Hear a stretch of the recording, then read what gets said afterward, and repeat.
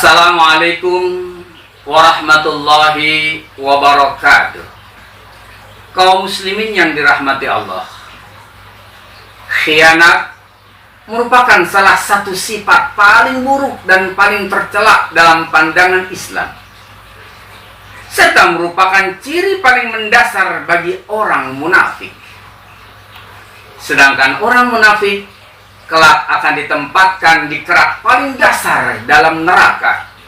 Na'udzubillahi min zalik. Demikian buruk dan dibencinya sifat khianat, sehingga Allah memberikan tanda khusus di hari kiamat bagi orang-orang yang khianat. Dalam Sahih Muslim diriwayatkan dari Abu Sa'id bahwa Rasulullah Muhammad sallallahu alaihi wasallam bersabda, di hari kiamat kelak, setiap pengkhianat akan membawa bendera yang dikibarkannya tinggi-tinggi sesuai dengan pengkhianatannya. Pejabat yang berkhianat adalah pejabat yang berkuasa tapi bertindak bukan untuk kepentingan rakyat yang dipimpinnya, dan tidak memperjuangkan kepentingan dan kemaslahatan rakyat yang telah memberikan amanat kepadanya. Allah memberikan peringatan melalui firman-Nya dalam Al-Quran surat Al-Anfal ayat 27. Ya ayyuhalladzina amanu la takhunullaha war rasul wa takhunu amanatikum wa antum ta'lamun. Hai orang-orang yang beriman, janganlah kamu mengkhianati Allah dan Rasul-Nya, dan janganlah kamu mengkhianati amanat-amanat yang dipercayakan kepadamu sedang kamu mengetahui. Ada sebuah kisah menarik sebagai pelajaran buat kita. Kisah tentang kepala negara dan seekor anjing pengusaha yang digantung. Seorang kepala negara melakukan sidak dengan pengawalan sederhana. Sang kepala negara ingin mengetahui kondisi rakyat yang dipimpinnya. Ia berhenti di rumah salah seorang pengusaha yang berprofesi sebagai peternak puluhan ribu kambing. Kendati peternak kambing itu tidak mengetahui bahwa tamunya itu adalah seorang kepala negara, ia menyambut tamunya itu dengan penuh keramahan, serta menjamuknya dengan beberapa ekor kambing guling. Ketika keluar rumah, kepala negara itu melihat ada seekor anjing yang digantung di samping rumah.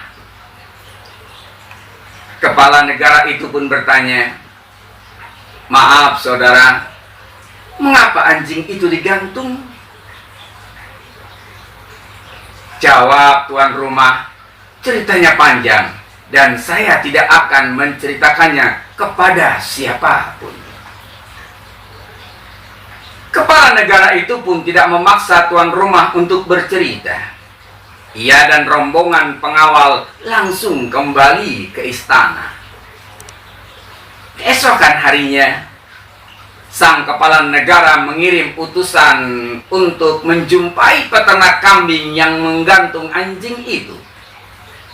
Sang peternak kambing tetap menolak untuk menceritakan mengapa ia sampai hati menggantung hewan piaraannya itu. Pada hari ketiga, kepala negara mengirim salah seorang menteri yang dikawal beberapa orang polisi. Peternak kambing itu pun digelandang ke istana. Peternak kambing itu pun baru mengetahui bahwa di hadapannya adalah seorang kepala negara. Ia pun berkata, "Jika Bapak masih penasaran ingin mengetahui mengapa anjing itu saya gantung, saya bersedia menceritakannya dengan satu syarat." "Apa syaratnya?" kata kepala negara itu. serahkan jabatan Bapak sebagai kepala negara kepada saya selama beberapa waktu saja. Kepala negara yang dipilih melalui pemilihan umum yang jujur dan adil itu pun tentu saja keberatan untuk menyerahkan jabatan kehormatannya itu. Peternak kambing itu pun dipersilahkan kembali ke rumahnya. Pada malam hari, kepala negara itu masih tetap memikirkan mengapa anjing itu digantung. Dan rasa penasarannya semakin menjadi-jadi ketika mendengar syarat untuk mengetahui jawaban dari pertanyaan itu adalah harus menyerahkan jabatannya sebagai kepala negara. Malam itu, sang kepala negara benar-benar tak bisa tidur. Keesokan harinya, sejumlah agenda yang telah ditetapkan jauh-jauh sebelumnya terpaksa dibatalkan karena kepala negara harus mengganti tidur malamnya. Keadaan seperti itu berlangsung sampai berhari-hari. Suasana istana bahkan sejumlah kantor kementerian pun mulai kena imbasnya. Maka atas usulan beberapa menteri, kepala negara itu akhirnya menyanggupi syarat yang diajukan oleh pengusaha kambing itu. Peternak kambing itu pun dijemput. Pengalihan kekuasaan pun dilakukan di halaman istana. Dihadiri seluruh anggota kabinet dan sejumlah duta besar negara sahabat. Pada hari pertama menduduki jabatan sebagai kepala negara, ia memberhentikan semua pejabat eselon 1, termasuk para menteri, panglima tentara, dan kepala kepolisian, terutama yang selama ini ramai dibicarakan sebagai antek negara asing, dan mengelola negara demi kepentingan para penguasa asing itu. Para pejabat eselon 1 itu bukan hanya diberhentikan, tetapi mereka langsung dijebloskan ke penjara. Para pejabat eselon 2 menduduki jabatan yang ditinggalkan oleh para pejabat eselon 1. Melalui para menteri dan pejabat barunya, sang kepala negara sementara itu mengirim pesan ke semua negara sahabat yang dulu memungut pajak dari negaranya, bahwa sejak saat kepemimpinannya itu, negara sahabat tidak lagi dapat memungut pajak dari negaranya karena negara yang dipimpinnya sudah bangkrut, dililit hutang yang melebihi dari harga jual kekayaan yang dimiliki negaranya. Peternak kambing yang kepala negara sementara itu juga menyampaikan pesan bahwa negaranya kini memiliki kedaulatan penuh yang tidak bisa didikte oleh negara manapun. Ia pun mulai mengambil alih semua perusahaan yang selama ini dikuasai pihak asing, sehingga keuntungan perusahaan itu 100% masuk ke kas negara. Uang simpanan para pejabat yang korup yang berada di luar negeri semuanya ditarik dan menjadi harta negara. Dalam waktu singkat, kekayaan negara meningkat luar biasa. Semua hutang negara dapat dilunasi kendati dengan bunga yang berlipat ganda. Merasa tujuannya telah tercapai, peternak kambing itu pun menyerahkan kembali jabatannya sebagai kepala negara kepada kepala negara yang sebenarnya. Setelah mendapat laporan dari para menterinya yang semuanya jujur itu, sang kepala negara sangat senang.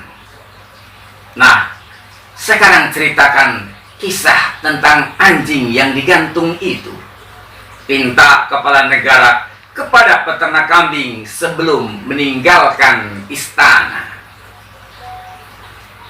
Begini wahai kepala negara, saya memiliki puluhan ribu kambing yang dijaga oleh beberapa ekor anjing, yang salah satunya saya gantung itu. Setiap hari saya kehilangan seekor kambing dan saya tidak tahu mengapa. Sampai suatu hari saya melihat seekor anjing menyergap kambing dan membunuhnya. Kambing yang sudah tidak berdaya itu diberikannya kepada seekor hiena. Anjing yang melakukan pengkhianatan itu adalah anjing senior yang mengepalai puluhan anjing muda dalam menjaga puluhan ribu kambing. Mungkin selama ini anjing ketua itu sering diganggu oleh hiena yang selalu berusaha untuk menerkam kambing yang menjadi tanggung jawabnya. Setelah anjing itu setiap hari memberi hadiah seekor kambing, hiena itu tidak pernah lagi datang untuk mengganggunya. Bapak Kepala Negara yang saya hormati, anjing itu mungkin ingin mempertahankan jabatannya sebagai ketua anjing penjaga. Demi mempertahankan jabatannya itu, ia tidak segan-segan mengorbankan kambing yang sebetulnya harus ia jaga. Maka hukuman bagi anjing penjaga yang berkhianat adalah digantung, agar anjing-anjing muda penjaga lainnya mengambil pelajaran. Dan terbukti sejak hari itu saya tidak pernah kehilangan satu ekor kambing pun. Mendengar penjelasan panjang lebar itu, Kepala Negara terlihat beberapa kali mengangguk-anggukan kepala dan sekali-kali melirik para menteri yang hadir dalam acara tersebut. Mengambil pelajaran dari cerita tersebut, betapa setiap kita mendambakan hadirnya sebuah negeri yang memiliki pemimpin yang tegas dan bijaksana, mandiri mengelola kekayaan negeri untuk kesejahteraan rakyatnya, dan memberikan hukuman yang seberat-beratnya bagi para pengkhianat negeri, sehingga negeri ini menjadi negeri yang baldatun thayyibatun wa rabbun ghafur. Billahi sabilil haqq.